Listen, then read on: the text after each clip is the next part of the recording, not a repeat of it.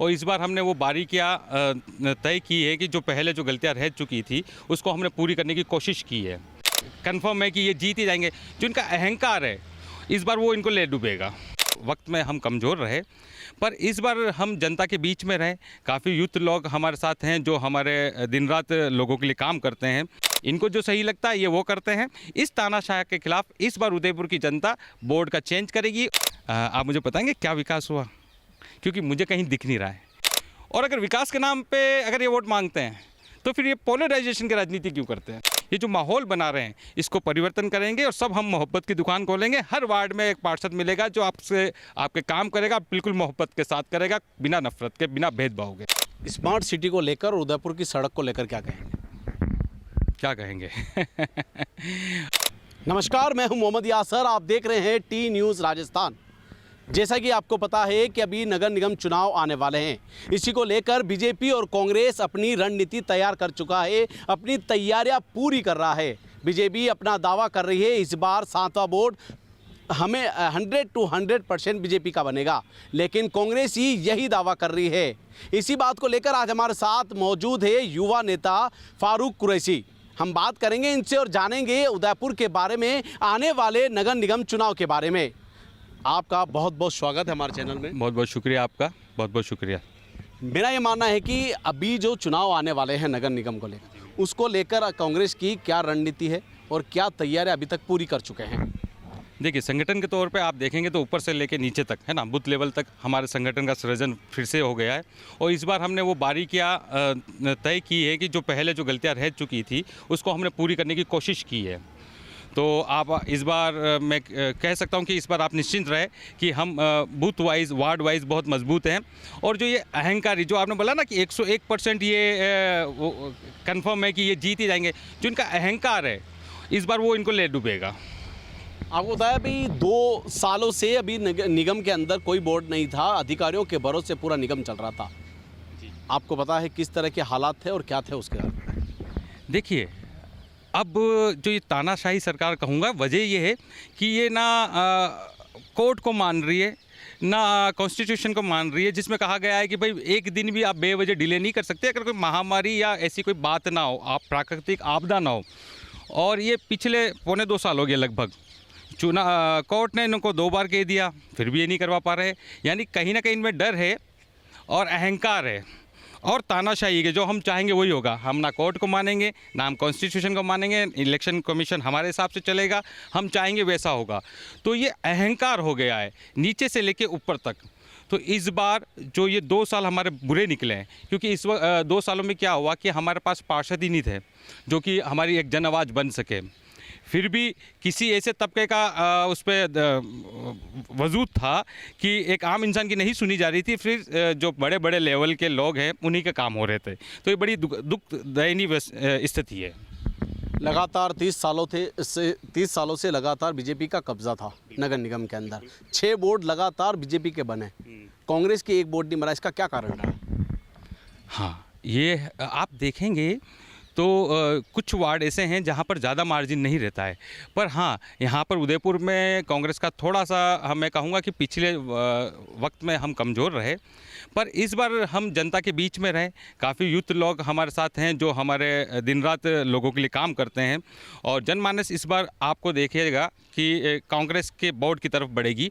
30 साल बोर्ड को हो गए, फिर भी हमारी हालत क्या है आप अगर देखेंगे, क्योंकि अभी जैसे जैसे चुनाव आएगा तो आपको सफाई भी दिखेगी वगैरह। मैं अभी रोज़ देखता हूँ, मैं पूरे शहर में घूमता हूँ, कंप्लेन आती है।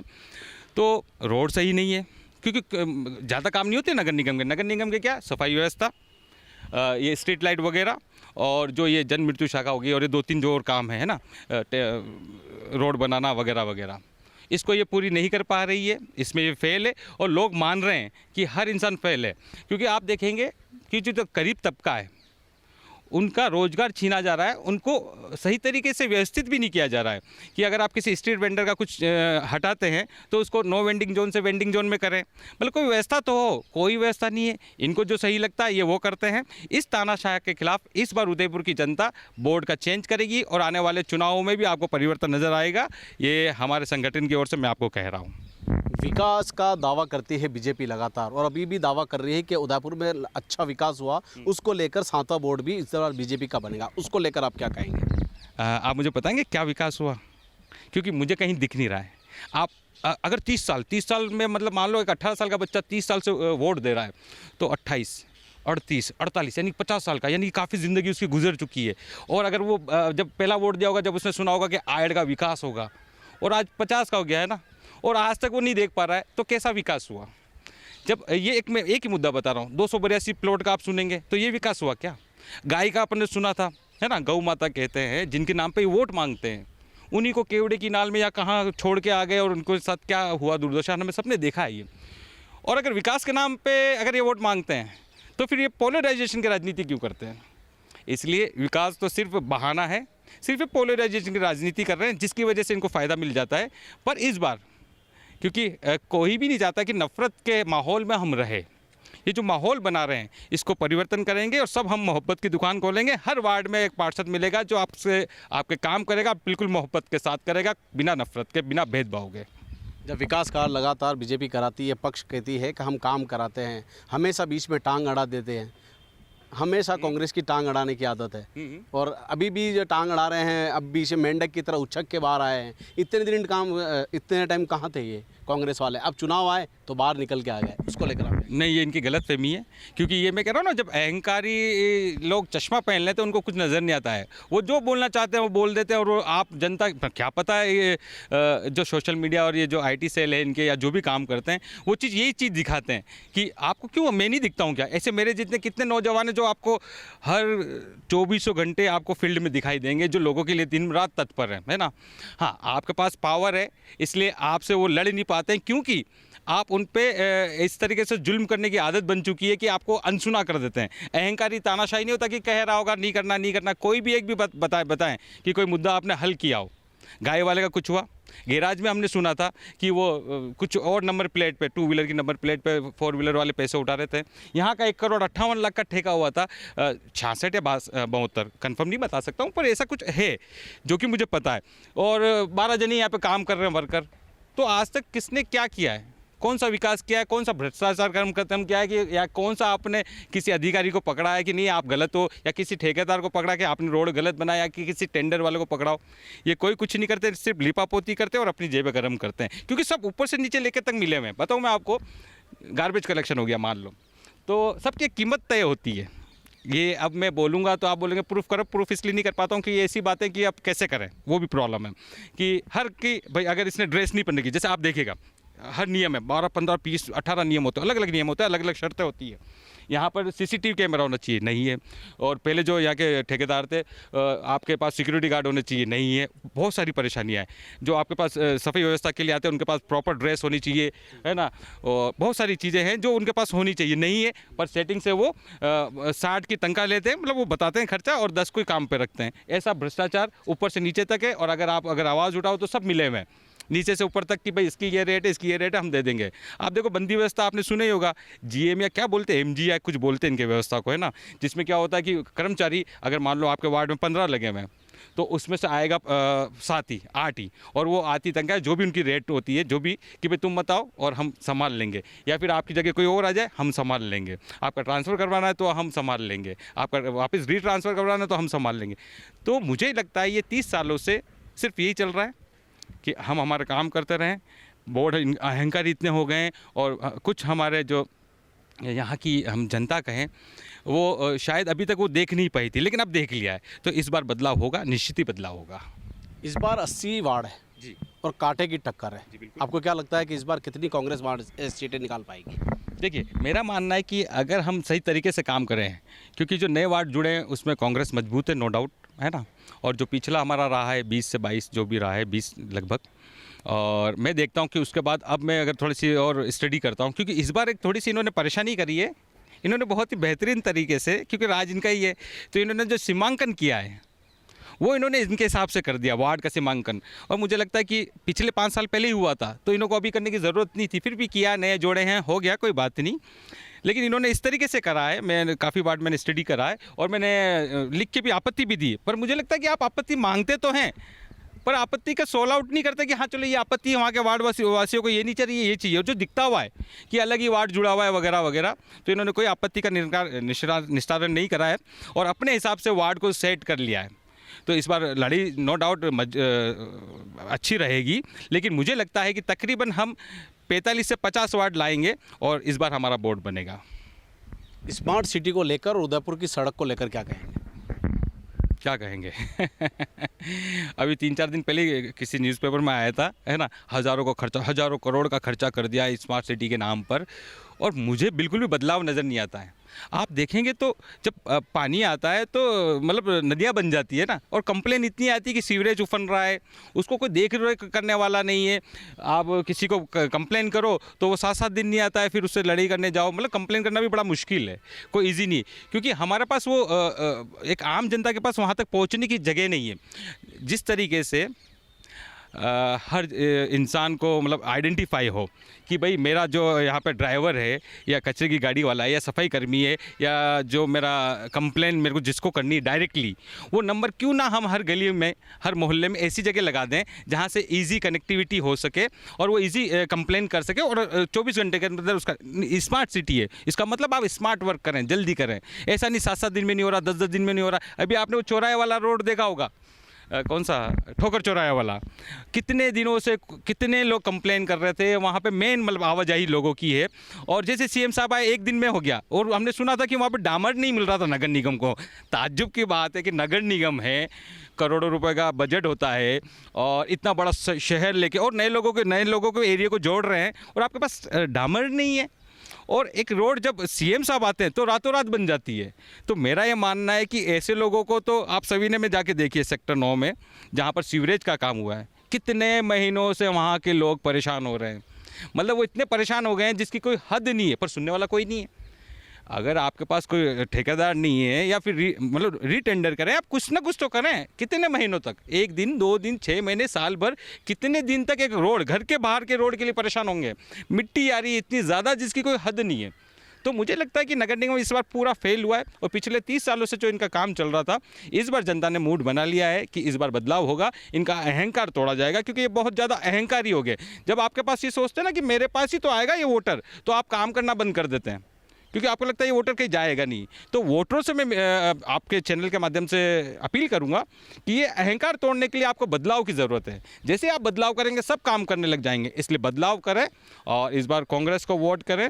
और मैं तो कह रहा हूँ सिर्फ नगर निगम में ही नहीं, विधानसभा में भी और सेंट्रल में भी, जिससे कि आपको एक परिवर्तन देखने को मिला है, एक नया युग देखने को मिले राहुल गांधी का। वेनिस आयर नदी, हाँ, और उसके बारे में मैंने बताया जैसे अभी आपको, वेनिस सबको एक सपना दिखाया जाता है। जैसे बहुत सारी बातें मैं बोलूँगा तो वो बात कहीं की और कहीं चली जाएगी, भाई विश्व गुरु और ऐसी मतलब तमाम ऐसी काल्पनिक बातें, जिससे कि आप में एक भ्रम पैदा हो और आप में एक इच्छा हो कि हाँ यार ऐसा होगा तो बहुत बेहतरीन होगा, हाँ हम चाहते हैं ऐसा हो, लेकिन कैसे होगा। हमने वोट दिया, उस सरकार ने जिम्मेदारी उठाई और किस तरीके से बह गई, और करोड़ों रुपए का, लाखों रुपए का बजट लेते हैं आप, और वो पानी हो जाता है, और आपकी उसकी कोई अकाउंटेबिलिटी नहीं है। और कुछ बोले तो मतलब क्या पता कैसे जवाब देते हैं, है ना, और फिर भी लोग इनको वोट देते थे। बड़ी ताज्जुब की बात है ना। तो इस बार मैं चाहता हूं कि आप इन सच्चाइयों को देखें, पिछले 30 साल के कार्यकाल को देखें। हमारे जो 98 से 2003 से हमारे MLA रहे हैं, है ना, तो वो कार्यकाल भी देखें कि हमें क्या मिला और क्या नहीं मिला और क्या मिल सकता था, कि हमें कितना वक्त लगेगा एक अच्छी ज़िंदगी जीने के लिए, कि हमारे घर का रोड अच्छा हो, हमारी स्ट्रीट लाइट अच्छी हो, हमारा रोड साफ़ हो। कब हमें वो चीज़ मिलेगी? हम फिर 30 साल इंतज़ार करेंगे क्या कि हम बुज़ुर्ग हो जाएंगे? जब तक भी ये व्यवस्था ऐसी की तैसी बनी रहेगी। तो आयर नदी का जो हमने सोचा था एक स्वरूप कि इस तरीके से होगा, इस तरीके से नाव चलेगी, ये होगा, वेनिस जैसा वेनिस कहते हैं ना, तो हमारे नज़र में वही आता है। पर मुझे लगता है वो एक, अब क्या बोलूँ, मैं बोलते हुए अच्छा नहीं लगा, गंदे नाले से अलावा कुछ नहीं बचा और बिगड़ गया स्वरूप, है ना। स्वरूप सुधारने की जगह आपने लाखों रुपए लगाए और स्वरूप बिगाड़ दिया है। तो इस तरीके से जो आप भ्रष्टाचार कर रहे हैं, या फिर जो आपकी क्या बोलूँ मैं आपको, नालायकी कहूँ या कुछ भी कहूँ, है ना, ये ठीक नहीं है और जनता इससे त्रस्त है। और मैं चाहता हूँ कि एक बार बदलाव हो और हम देखें कि हम जब बदलाव करते हैं तो नया इंसान क्या करके दिखाएगा। और शायद हम ये मानते हैं कि हम कोई झूठे वादे नहीं करते हैं, हम कोई विकास का बेवजह का एक तांडव नहीं मचाते हैं। जो होगा वो होगा और वो हम करके दिखाएंगे और ईमानदारी से करके दिखाएंगे। यही कांग्रेस की खूबसूरती है और यही उनकी काबिलियत है। क्या इस बार आप भी टिकट की दौड़ में लगे हुए हैं? बिल्कुल, हर इंसान जो एक्टिव राजनीति में होता है, जो आप फील्ड से जुड़ा होता है, वो हर इंसान चाहता है कि मैं एक्टिव पॉलिटिक्स में आगे फ्रंट चेहरा बनूं। तो इसमें किसी के दो राय नहीं है। और मैं ही नहीं, इस बार तो मेरे पास पूरा देहात का एरिया है, जिसमें मैं अल्पसंख्यक का जिला अध्यक्ष हूँ देहात में। तो मैं और मेरे जैसे नौजवान जो भी ये टिकट की दावेदारी करेंगे, जो पार्टी निर्णय करेगी, और मेरा ये मानना है कि यूथ का ज़्यादा समावेश हो, महिला का भी हो, और साथ ही साथ उन वर्कर को आगे लाया जाए जो फील्ड में हो, जिससे जनता खुश हो, है ना। ऐसे लोगों को हम देखेंगे जो सीनियर है वो उसको साथ दे, है ना। तो इस बारे में हम विचार करेंगे, जो हमारे अच्छे वर्कर हैं उनको आगे लाया जाएगा, जिससे कि हम हमारा बोर्ड बना सके। आपको नहीं लगता है कि जो 30 साल से नगर निगम में बीजेपी का बोर्ड था, उसका कारण क्या है? कारण यानी आपके जैसे किसी को टिकट दिया जाता है कांग्रेस को, तो उसके साथ में निर्दलीय बहुत साथ में खड़े हो जाते हैं, तो वो माइनस पॉइंट नहीं रहता है इस चीज़ का? नहीं, ये होता है, ऐसा नहीं होना चाहिए, लेकिन उसमें वजह क्या होती है कि जब एक अब आपको बीजेपी में ये चीज़ें देखने को मिलेगी कि पिछली बार भी आपने देखा था कि बीजेपी में जो एमएलए के दावेदारी हुई थी उसमें काफ़ी खींचातानी हुई थी। तो एक वक्त के बाद क्या होता है कि जब आप नए नए लोग आपसे जुड़ते हैं, तो भाई पार्षद का पद तो एक ही है, एमएलए का पद तो एक ही है, एमपी का पद तो एक ही है, तो काफ़ी जने दावेदारी करते हैं और कुछ लोग उसमें निर्दलीय के रूप में लड़ने लग जाते हैं। तो वो कहीं ना कहीं पार्टी को हम इस बारे में बात कराएंगे, और कि इस बार कैसे हम टिकट का चयन करें और कैसे हम उसको कॉम्प्रोमाइज़ करवाएं कि एक अच्छी तरीके से टिकट का वितरण हो, और जो लोग हैं नाराज़ होने वाले हैं वो नाराज़ भी नहीं हो, जिससे कि निर्दलीय। और ये आप सिर्फ उदयपुर की बात कर रहे हैं, मैं तो समझता हूँ पूरे हिंदुस्तान में यही कल्चर चल रहा है कि गुजरात में जाओ तो आप पार्टी ने इतने काट दिए, यूपी में चले जाओ तो दूसरी पार्टी ने इतने काट दिए, है ना। तो हर जगह कल्चर चल रहा है, ये पॉलिटिक्स है, जिसमें मैं तो ये कहता हूँ कि बीजेपी की बहुत भागीदारी है ना। कुछ लोग खड़े नहीं होते तो खड़े कर दिया जाते हैं। तो इस बार ऐसा नहीं होगा, इस बार हम कोशिश करेंगे। ये आने वाले नगर निगम चुनाव को लेकर जनता को क्या संदेश देंगे आप? सिर्फ एक ही संदेश कि आज जो हमारे हालात हैं, मुझे पता है कि आप कहते हैं ना कि 500 रुपये पेट्रोल मिलेगा तो भी ले लेंगे, ये अलग बात है। मैं आपको बताना चाह रहा हूँ क्योंकि हम हकीकत से रूबरू हैं, हमें पता है कि हमें कितनी तकलीफ़ है। हमारे रोड कैसे, हमारी लाइटें कैसे, सफाई व्यवस्था कैसी है, हमारे शहर को कैसा होना चाहिए, सुंदर लेक सिटी है। तो हम सब जानते हैं कि हमारे लिए बेहतर कैसे हो सकता है, कि बेस्ट कैसे हो सकता है, और इसको हम माने।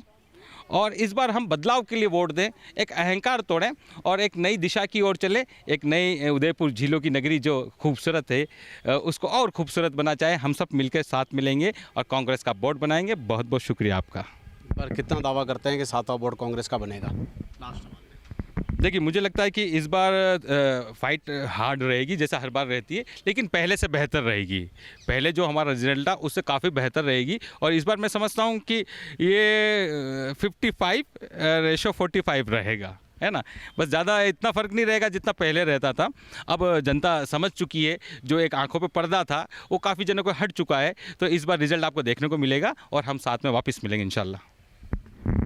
ये तो थे हमारे साथ युवा नेता फारूक कुरैशी। ऐसे ही कई हस्तियों से आपको रूबरू करवाते रहेंगे। कैमरामैन गिरिराज के साथ मोहम्मद यासर, टी न्यूज़ उदयपुर।